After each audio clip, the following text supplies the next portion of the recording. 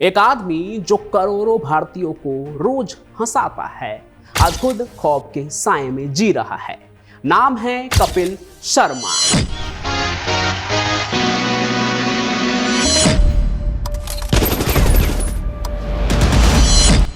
जी हां, वही कपिल शर्मा जिनका शो अभी नेटफ्लिक्स पर चल रहा है। अभी कुछ दिनों पहले ही कपिल के कैफे पर अंधाधुंध गोलियां चली है। ये कैफे कनाडा के सरे शहर में अभी 10 दिन पहले ही 4 जुलाई को खुला और अब उस पर एक नहीं, दो नहीं, पूरी 12 गोलियां चली। अब इसके बाद पुलिस कुछ पता लगा पाती उससे पहले ही एक खालिस्तान समर्थक आतंकवादी ने इस हमले की जिम्मेदारी अपने ऊपर ले ली। पर सवाल यह है कि आखिर गोलियां क्यों चलाई गई? तो इस क्यों का जवाब भी जिम्मेदारी लेने वाले खालिस्तानी आतंकवादी ने, हरजीत सिंह लड्डी ने दे दिया है।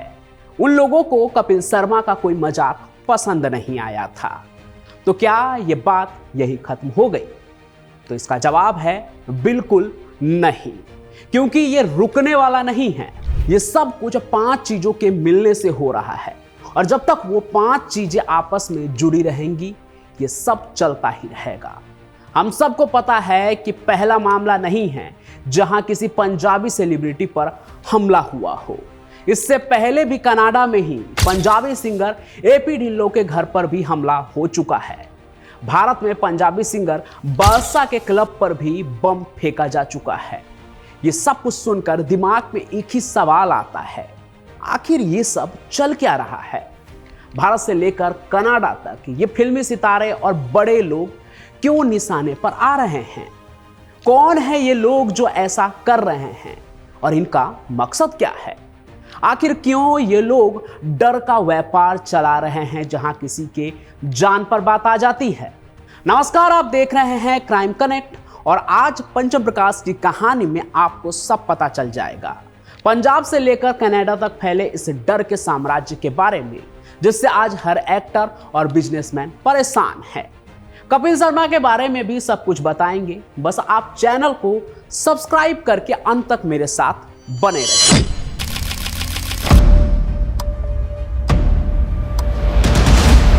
तो सबसे पहले इसी कपिल वाले वारदात से ही शुरू करते हैं, जो कनाडा के सरे शहर में हुई है।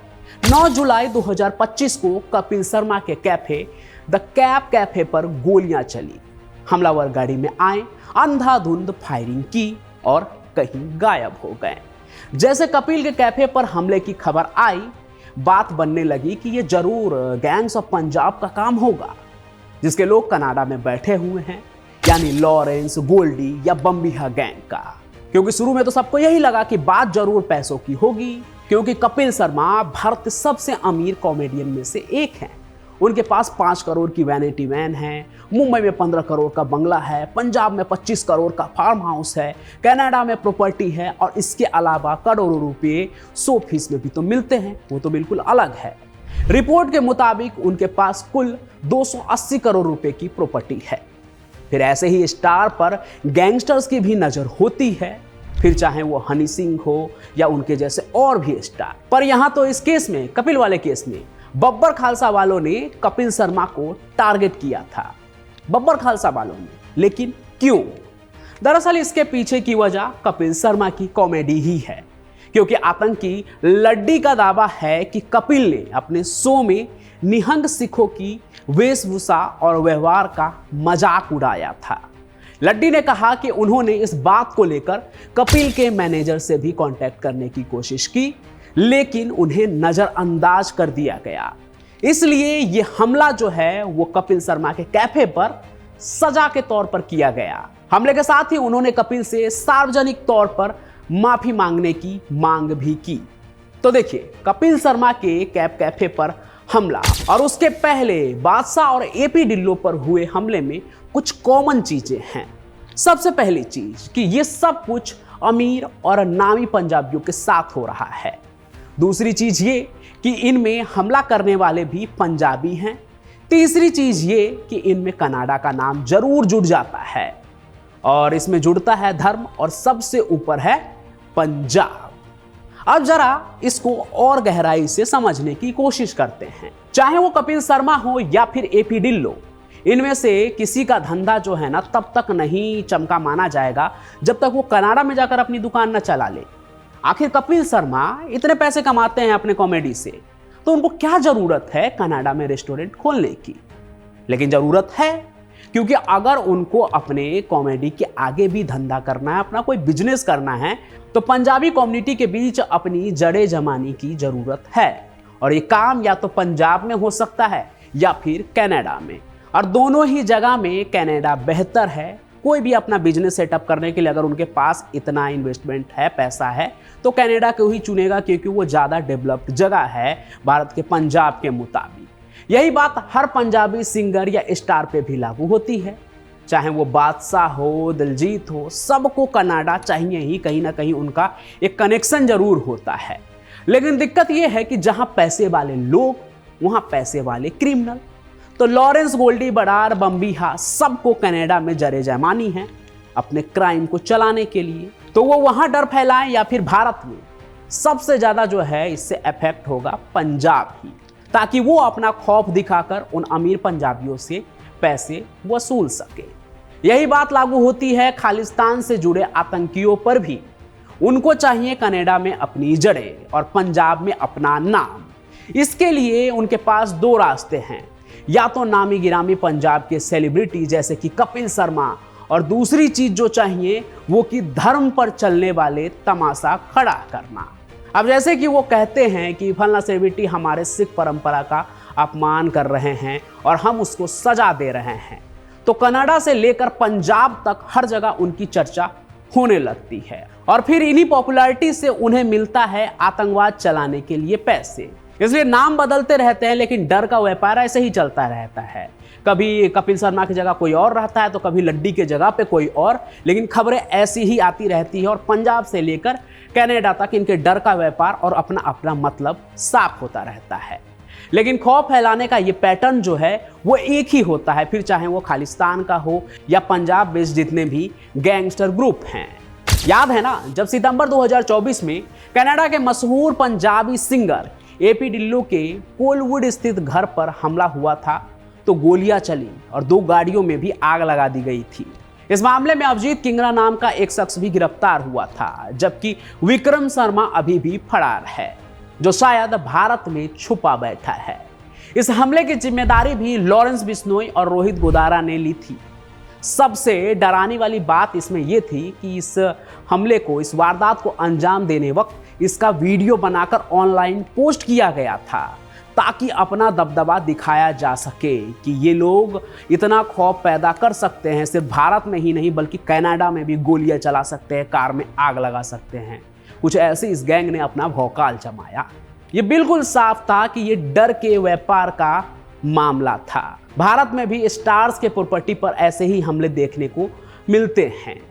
बात है 27 नवंबर 2024 की। चंडीगढ़ में बादशाह के सेविल बार एंड लाउंज समेत 2 क्लबों के बाहर धमाके हुए थे, और इनकी जिम्मेदारी भी कुख्यात गैंगस्टर लॉरेंस बिश्नोई गैंग ने ली थी। कनाडा में बैठा गोल्डी बरार ने सोशल मीडिया पर इस हमले की जिम्मेदारी लेते हुए कहा कि ये उन लोगों के लिए चेतावनी है जो प्रोटेक्शन मनी यानी कि रंगदारी देने से मना करते हैं। रोहित गोदारा को भी इस साजिश में शामिल बताया गया, यानी यहां मकसद साफ था, पैसों की उगाही, रंगदारी और अपने दबदबा का सिक्का जमाना।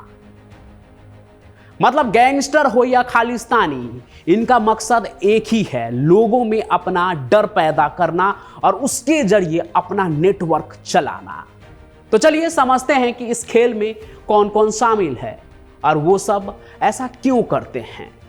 तो मोटे तौर पर कनाडा में 2 तरह के ग्रुप इसमें शामिल दिखते हैं, और कई बार इनके बीच अजीब सा कनेक्शन भी नजर आता है। ऑर्गेनाइज्ड क्राइम ग्रुप की बात करें तो इनमें लॉरेंस बिश्नोई गैंग, गोल्डी बरार, रोहित गोदारा जैसे नाम प्रमुख है, जो पंजाब से लेकर कनाडा तक अपना नेटवर्क चलाते हैं। हालांकि इनके अलावा बम्बीहा गैंग और पंजाब के कुछ छोटे मोटे गैंग का भी कनाडा से कुछ ना कुछ लेना देना जरूर होता है। हालांकि उस लेना और देना में इनका मकसद सिर्फ और सिर्फ पैसा कमाना होता है। कैसे, आइए वो भी समझते हैं। रंगदारी और प्रोटेक्शन मनी। ये लोग धमकियां देते हैं, हिंसा करते हैं और प्रॉपर्टी को नुकसान पहुंचाते हैं, ताकि कारोबारी, बिल्डर, डॉक्टर और अब तो कलाकार भी इसमें शामिल हो गए हैं, सिंगर, एक्टर, डांसर, जो इनसे डरकर प्रोटेक्शन मनी दे देते हैं। कनाडा में दक्षिण एशियाई मूल के कारोबारियों से लाखों डॉलर की रंगदारी मांगी जा रही है। कनाडा तो कनाडा, अब ये गैंग भारत के पंजाब के अलावा दूसरे राज्य में भी लोगों को टारगेट करते हैं। फिर जिन्हें ये टारगेट करते हैं, जरूरी है कि उन्हें डर भी लगे इनसे, इसलिए हिंसा करके उसकी जिम्मेदारी लेकर ये अपनी ताकत दिखाते हैं। जैसे एपी ढिल्लों के मामले में हमले का वीडियो बनाकर पोस्ट करना, ये दिखाता है कि हम कुछ भी कर सकते हैं। फिर यही डर दिखाकर लॉरेंस जैसे गैंग, एमिवे वंटाई, हनी सिंह और यहां तक कि इंडियन हैकर जैसे यूट्यूबर से भी रंगदारी के लिए उन्हें धमकाते हैं। लेकिन अगर बात कपिल शर्मा की करें तो उसे धमकी किसी गैंगस्टर से नहीं बल्कि खालिस्तानी आतंकी से मिला है। अब देखिए, डर फैलाने का जो ये मॉडस ऑपरेंडी है ना, इनका भी जो है खालिस्तानी का भी गैंगस्टर की तरह ही है। खालिस्तान से जुड़े जिस संगठन की बात हम कर रहे हैं, बब्बर खालसा इंटरनेशनल, वो खालिस्तानी कमांडो फोर्स जैसे संगठन में शामिल है।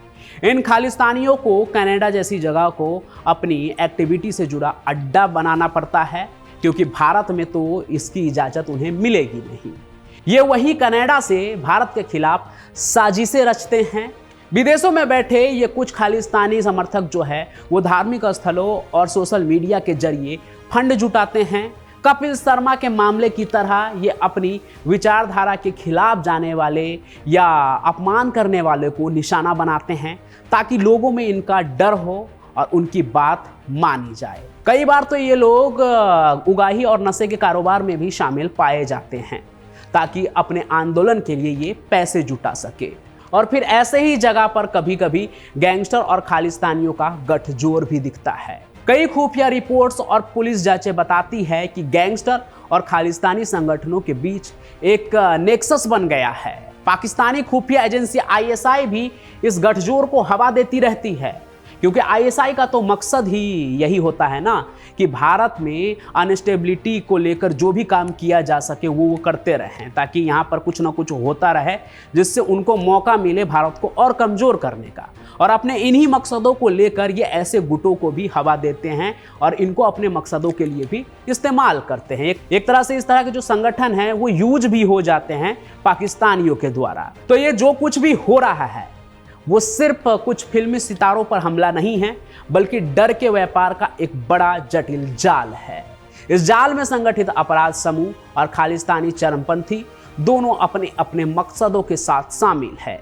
एक तरफ जहां गैंगस्टर सीधे पैसों की उगाही और दबदबा बनाने के लिए हिंसा का सहारा लेते हैं, वहीं खालिस्तानी समूह अपनी वैचारिक और राजनीतिक मंशाओं के लिए डर और धमकी का इस्तेमाल करते हैं। कभी कभी ये दोनों मिलकर काम करते हैं, जिससे हालात और भी खतरनाक हो जाते हैं। यह समस्या सिर्फ भारत या कनाडा की नहीं है, बल्कि दोनों देशों के लिए एक बड़ी चुनौती है।